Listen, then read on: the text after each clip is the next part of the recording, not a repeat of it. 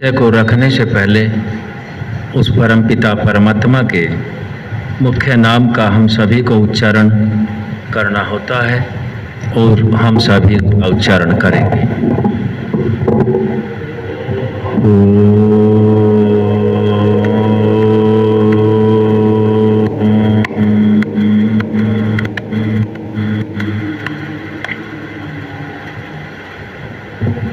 सबसे पहले आर्य समाज का नियम, सब सत्य विद्या और जो पदार्थ विद्या से जाने जाते हैं उन सब का आदि मूल परमेश्वर है। यह आर्य समाज के लिए, श्रेष्ठ मनुष्यों के लिए, राष्ट्र समाज परिवार की उन्नति के लिए, सार्वभौमिक सिद्धांत के लिए, सुख शांति के लिए ऋषि दयानंद ने इस नियम को दिया।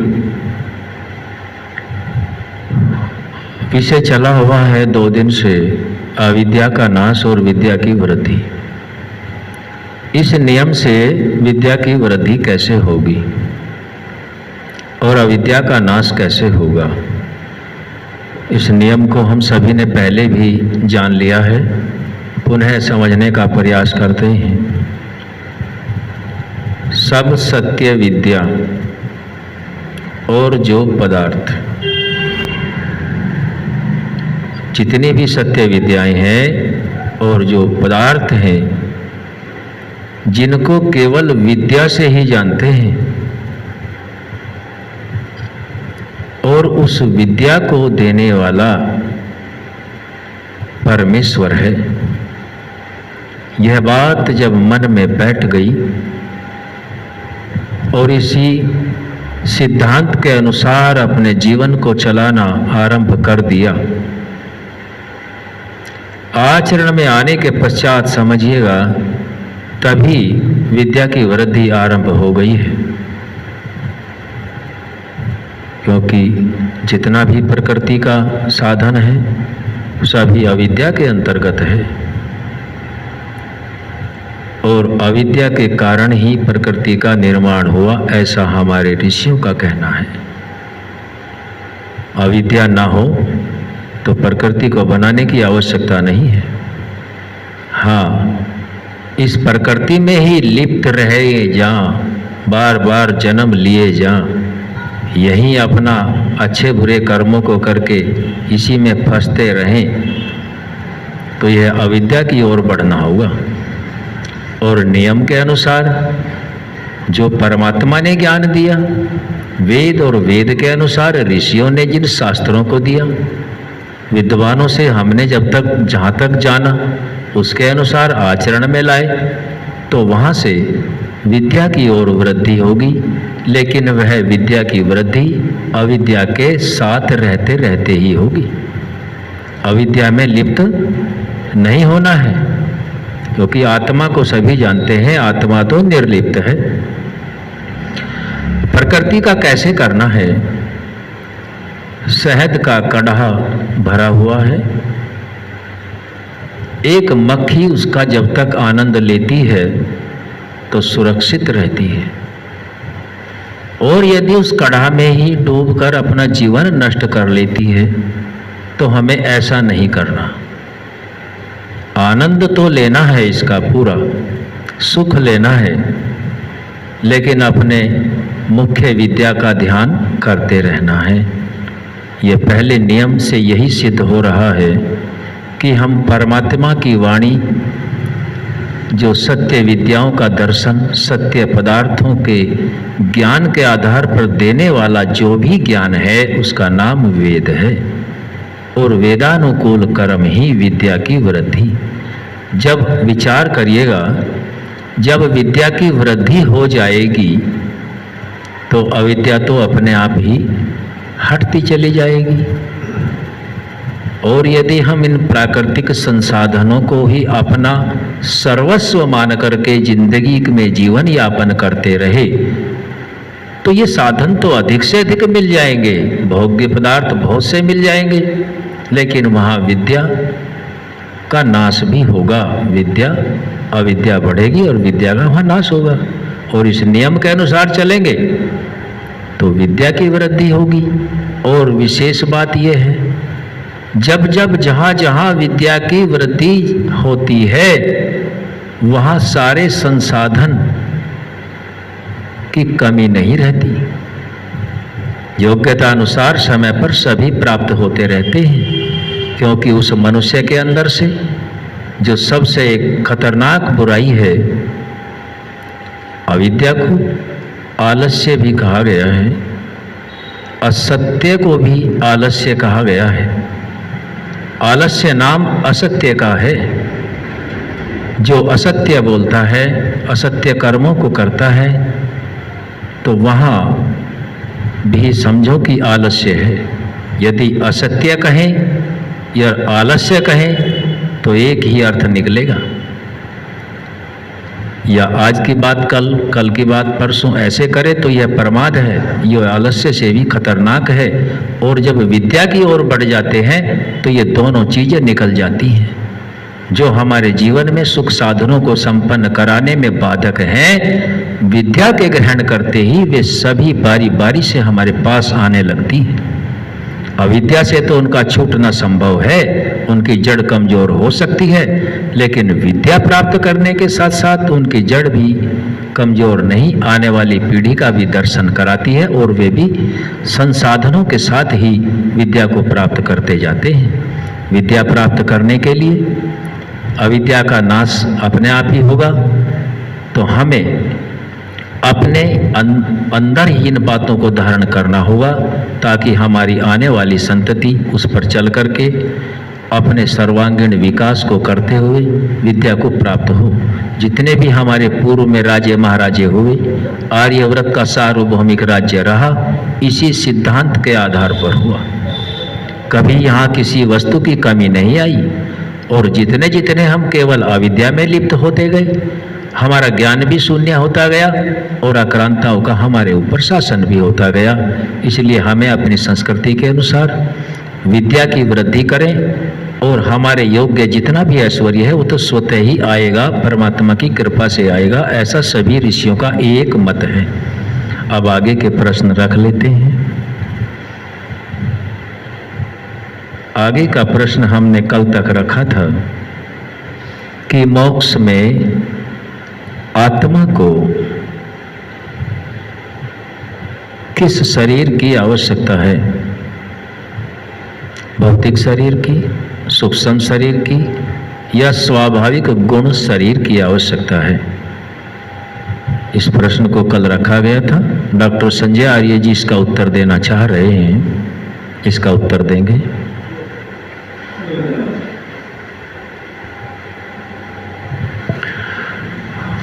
स्वाभाविक गुण।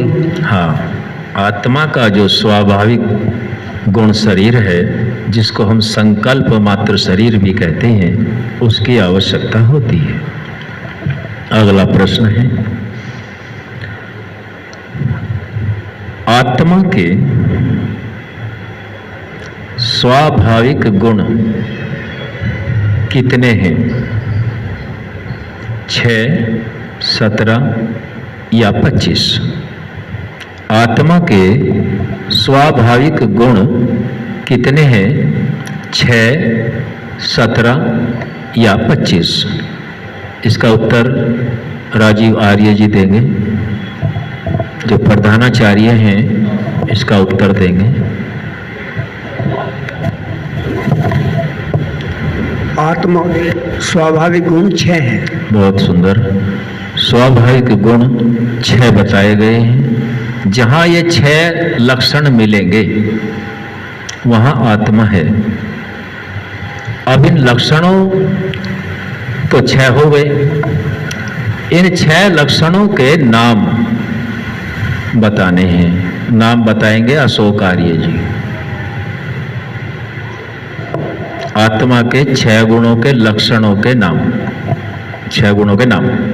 इच्छा, प्रयत्न और 2 और दिमाग से निकट रहे। और कौन बताएंगे? अमित को तो अश्विनी जी को।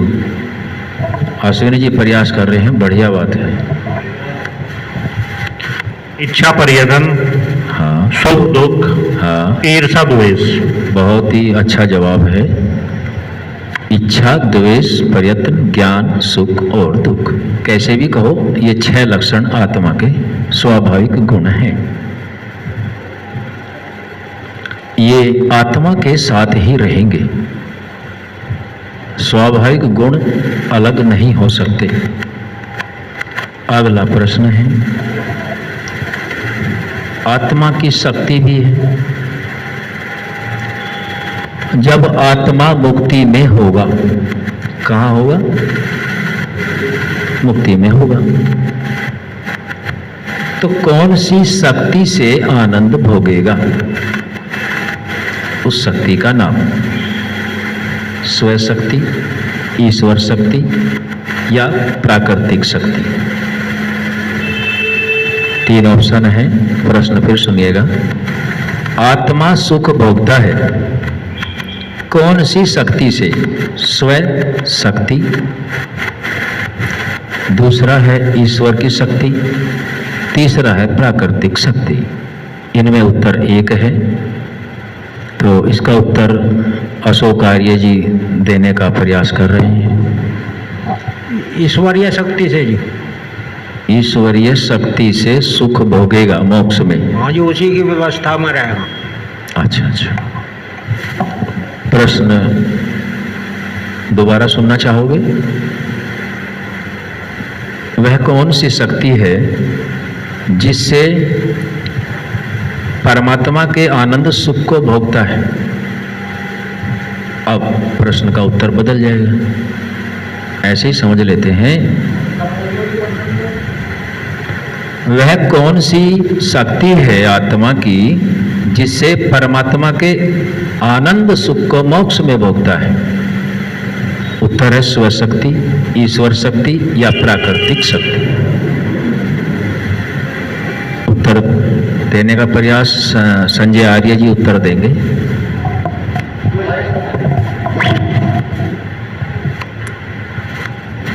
स्वशक्ति। हाँ, अपनी शक्ति होगी उसकी स्वशक्ति।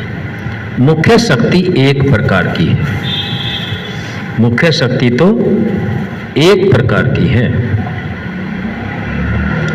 फिर प्रश्न दोबारा रखते हैं, मोक्ष में शरीर होता है, मोक्ष में शरीर होता है आत्मा के साथ, स्थूल, सूक्ष्म या संकल्प मात्र। 3 में से एक उत्तर है। अमृत आर्य जी इसका उत्तर दे देंगे। अमृत आर्य।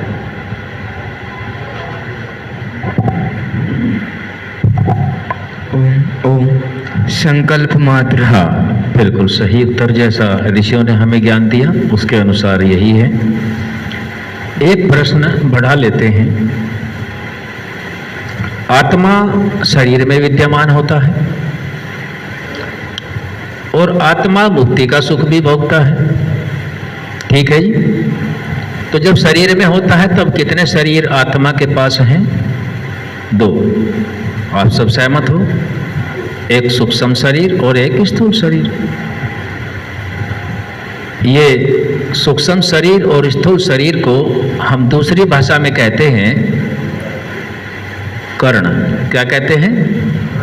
कर्ण का अर्थ है साधन। आंतरिक कर्ण और बाह्य कर्ण। आंतरिक कर्ण तो आत्मा के साथ तब तक रहता है जब तक आत्मा मुक्ति को प्राप्त नहीं होता, चाहे अरबों खरबों जन्म लेने पड़े, अन्य शरीरों में जाना पड़े, वे सभी संस्कार वहाँ जमा रहते हैं। और दूसरा स्थूल शरीर है। यह स्थूल शरीर अर्थात बाह्य कर्ण अंतःकरण का साधन है। यदि बाह्य कर्ण स्थूल शरीर नहीं है तो अंतःकरण जो सूक्ष्म शरीर है वह कार्यरत नहीं होता, और अंतःकरण भी आत्मा के साथ रहने से ही कार्यरत होता है। यदि आत्मा से अलग हो जाए तो उसमें कार्य करने की प्रेरणा नहीं आ सकती, क्योंकि वो भी जड़ पदार्थों से मिलके बना हुआ है। सत्व, रज और तम तीनों से मिलके बना है। आगे का प्रश्न आपसे पूछना चाह रहा था, इसलिए मैंने ये भूमिका सी बनाई कि मुक्ति में भी शरीर होता है और शरीर है तो इसमें भी शरीर होता है, इसमें तो दो होते हैं। जब प्रलय अवस्था होगी तब भी तो शरीर होगा। प्रलय अवस्था में शरीर का नाम बाबूराम आर्य बताएंगे। बाबूराम ने हाथ उठाया है, पहले वही बताएंगे। कारण शरीर प्रश्न बताएं। बताओ। प्रलय अवस्था में आत्मा के कौन सा शरीर होता है?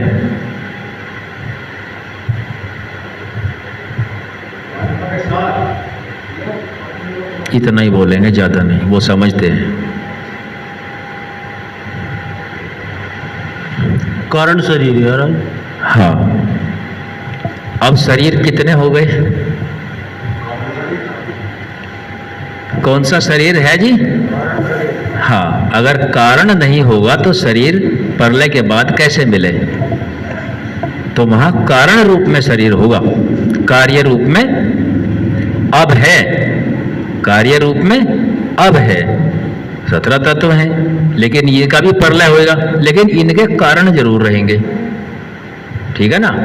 और कारण से कार्य में जाने का नाम ही प्रकृति में चलायमान अवस्था में होना है। यानी कि एक प्रलय काल है और अब सृष्टि काल है, उसी का नाम सृष्टि काल है। चलो एक आगे का बहुत ही महत्वपूर्ण विषय बताते हैं। आत्मा शरीरों में भी आता है, 2 शरीर उसके साथ हैं, जिनको हम सूक्ष्म शरीर और स्थूल शरीर, अंतःकरण और बाह्यकरण, अंदर के औजार, अंदर के साधन और बाहर के साधन। और आत्मा तो 3 जुड़ के बना। और जब मुक्ति में होगा तो 2 बना, और प्रलय अवस्था में होगा तो कारण शरीर बना। तो ये चारों शरीर बारी बारी से आप जान गए होंगे। जो नहीं जान गए हैं वो जरा बताएं एक बार। सभी के समझ में आया है चारों के बारे में? अब आगे बढ़ते हैं। अच्छा, चलो प्रयास करते हैं। आत्मा के बारे में तो आप जानते हो। आत्मा कौन सी सत्ता है, जड़ या चेतन? आप माइक ले लो, माइक ले लो, जल्दी जल्दी। आत्मा कौन सी सत्ता है? माइक खोलो, आराम से।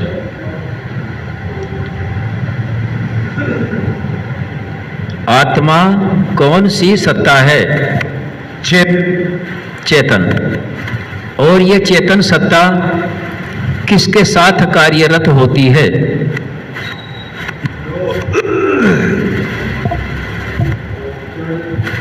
स्थूल शरीर, स्थूल शरीर और सूक्ष्म। तो ये तो समझ में आ गया आपके? हाँ जी, आ गया। कि अब शरीर 2 हैं। अब तीसरा शरीर है प्रलय अवस्था का। जब प्रलय होगी, ठीक, प्रलय का भी इतना ही समय है जितना समय सृष्टि का है। उस अवस्था में कौन सा शरीर होगा? उसका नाम बताया कारण शरीर। शरीर तो नहीं होगा, लेकिन शरीर को मिलने के कारण रहेंगे। ठीक, ये समझ में आया? हाँ जी। अब मोक्ष का सुख किससे आत्मा भोगता है? तो उसके लिए कौन सा शरीर बताया? आप जानते होंगे, स्वाभाविक गुण शरीर। स्वाभाविक गुण, हाँ, उसका स्वभाव है, जो संकल्प मात्र शरीर भी उसका नाम रखा गया है। ठीक है, चारों आप समझ में आए? ठीक है। अब आगे बढ़ते हैं। ठीक, हमारा सूक्ष्म अर्थात अंतःकरणों के साथ, सभी आत्माओं के साथ, सब अंतःकरण है, सभी आत्माओं का अंतःकरणों के साथ जन्म होता रहता है। और जब तक कर्म बनते रहेंगे तब तक जन्म होगा, फिर मृत्यु शरीर की होगी, फिर जन्म होगा, फिर मृत्यु होगी। ये एक चक्र चलता रहेगा। अब इस चक्र से छूटने का नाम मुक्ति है, क्योंकि जो भी इस चक्र में आएगा वो दुख ही देखेगा, सुख नहीं है। प्रकृति में पूर्ण सुख नहीं है। यदि अभी जल पिया है 2 घंटे बाद फिर जल चाहिए। आज लाख रुपए आए हैं 6 महीने बाद फिर चाहिए। अभी मकान बनाया है 20 साल बाद फिर बनेगा। तो ये शरीर भी क्षय को प्राप्त होता है, रहता है। तो हमें यहाँ पूर्ण सुख तो है, लेकिन वो क्षणिक है। अब पूर्ण सुख के लिए हम ऋषियों के बताए मार्ग के अनुसार आत्मा अपने उसी अवस्था में मोक्ष को प्राप्त के लिए विद्या का सहारा लेता है। ये जो अविद्या रूपी प्रकृति है, बनी हुई है, इस अविद्या से, प्रकृति के मोहजाल से बच के, जन्म जन्मांतरों से बचते हुए पूर्ण सुख, आनंद, मोक्ष में प्राप्त करने के लिए प्रयास करता है। ये निर्विवाद सत्य है। ठीक है जी? ठीक है। अब यहां से प्रश्न बनता है, मुक्ति से जीव लौट के आता है या नहीं आता है? हाँ या ना? बहुत लोग प्रश्न, राज कपूर जी इसका उत्तर दे रहे हैं। राज कपूर जी इस प्रश्न का उत्तर दे रहे हैं। आता है। आता है। आज यहीं तक रखेंगे, समय हो गया है। आप सभी का बहुत बहुत धन्यवाद। ओम शांति शांति शांति।